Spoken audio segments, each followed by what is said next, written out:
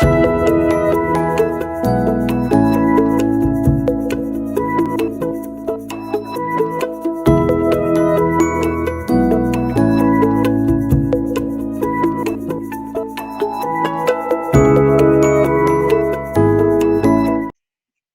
and welcome to From Upside Down to Right Side Up Tips for the Transition.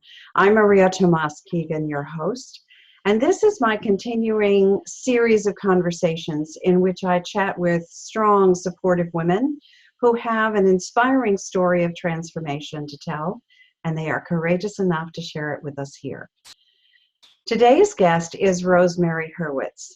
And she likes to say, life is what happens when you're busy making other plans.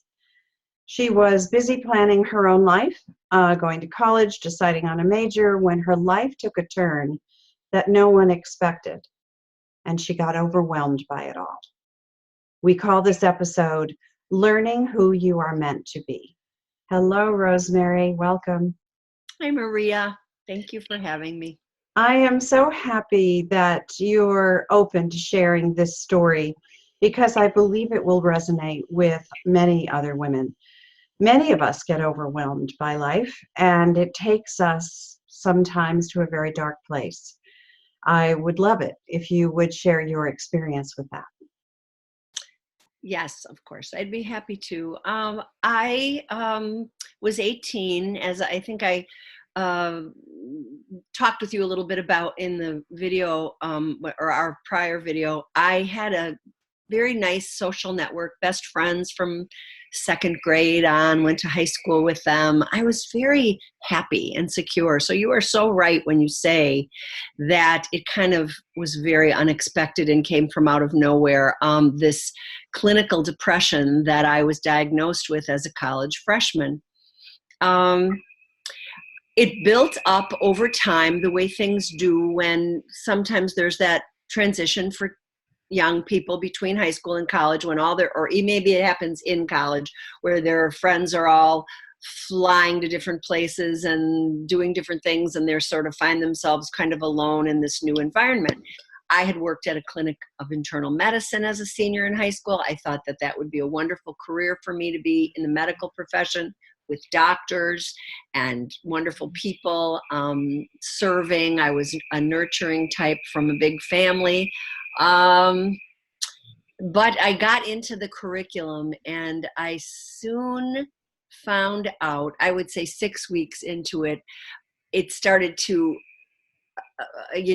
build to a point that I often have compared to like the way Ursula looks in The Little Mermaid, the villain in the movie, when she gets real big at the end and wants to sort of, vilify and explode, on the people, on the Little Mermaid.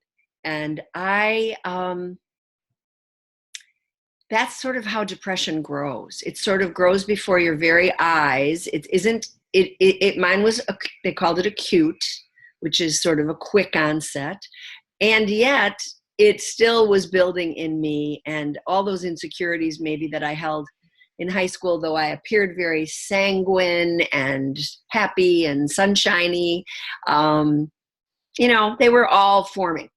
And so then when I made a decision in my life that wasn't the right one, as I say often, a lot of young people choose majors that aren't right for them and their careers, and they may even study a whole year, and then they change their mind, and they don't fall apart, but I did. And so it's not so much what I did, it's meaning the choosing the major or being lost or overwhelmed. The point is, why did I get overwhelmed when I needed to change things around? Why did I fall apart?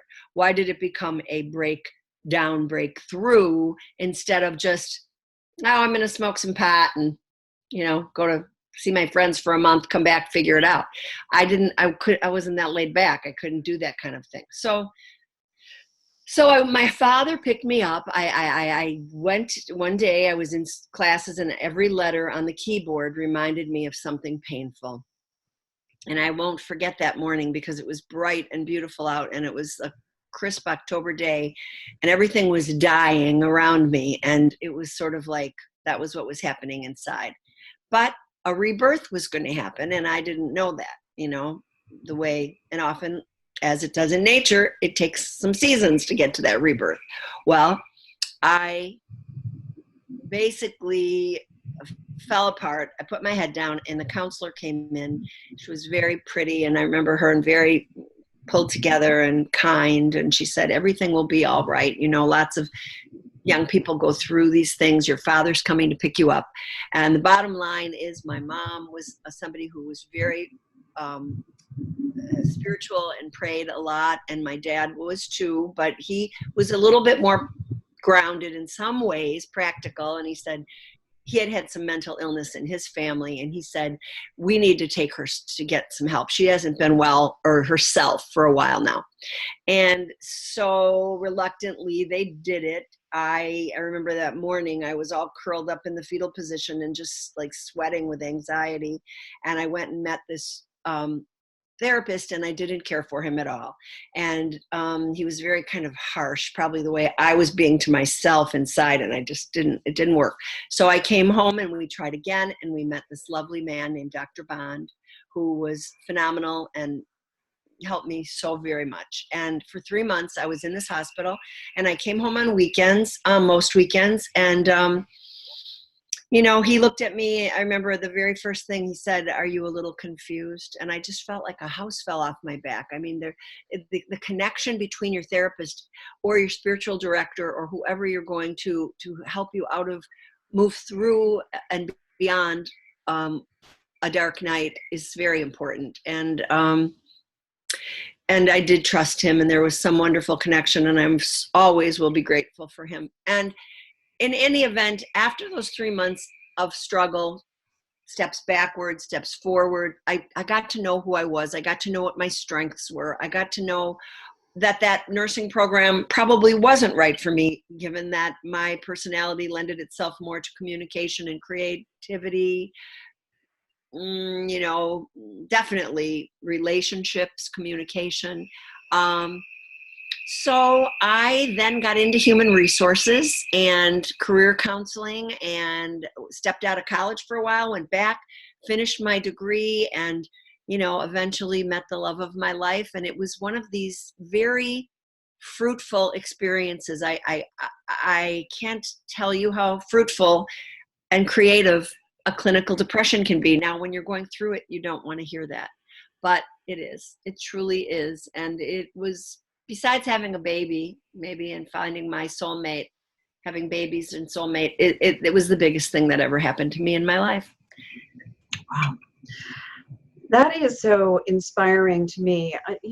It's sad to me that issues with mental health are stigmatized still to this day.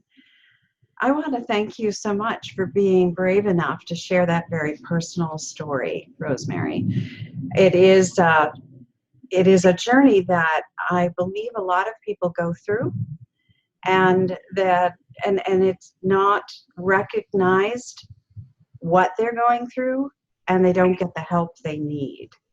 Right. It's still stigmatized. And sadly, I remember there were some days that I was shaking. I would just be so beside myself, not connected, in a place that felt like a failure, that felt stigmatized, that felt like, I don't know, I don't want to be overly dramatic, but maybe how lepers felt way back when. You just feel like somebody who's, just not normal. Yeah. I don't know. And I would knit in that hospital, and I was like knitting myself together. And then I did this needlepoint that said, what we are is God's gift to us. What we become is our gift to God. And I just started to get very interested in spirituality and psychology. And I just ate, slept, and drank it. It was just what I did. And it was I did a lot of healing work, continued to keep doing healing work. And my dad at one point, when I was a young mother, said, you should write a book called How I Got Well and Stayed That Way. And I said, no, Dad, that's very sweet, but I don't think so. I mean, I'm a mom, and I was busy working, what you're doing, getting your family places and such. And So, Rosemary, let me stop you right there because I would love for you to go a bit more deeply into the emotional journey you went through as you were diagnosed and throughout that treatment, and how you pulled yourself out of that dark place. Because I believe we connect with those emotions when we hear our stories may be different, but we can Yeah. connect with the emotions. Will you do that in our next segment? Sure. Perfect. I So touched on it with the knitting myself together, so I know what you're saying. Okay, great. So I invite you all to stay with us for the next part of my conversation with Rosemary Hurwitz on From Upside Down to Right Side Up, Tips for the Transition.